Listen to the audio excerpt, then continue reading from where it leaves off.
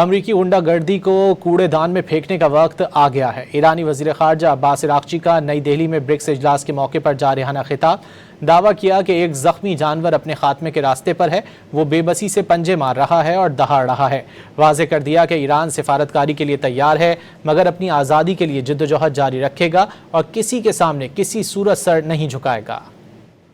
Virtually everyone in this room, our resistance against US bullying is not an unfamiliar battle.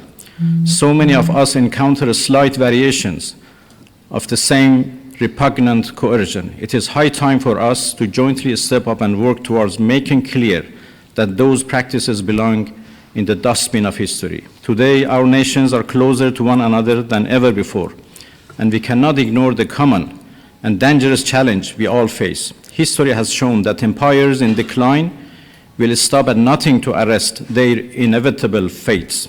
A wounded animal will desperately claw and roar on its way down.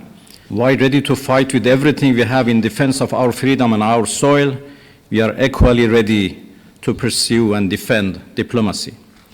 As I have repeatedly stated, there is no such thing as a military solution to anything related to Iran.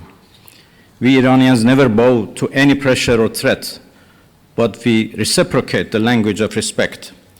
As much as our powerful armed forces remain ready to exact devastating retribution on foreign aggressors, my people are peace-loving and do not seek war. We are not aggressor in this sordid situation, but the aggrieved.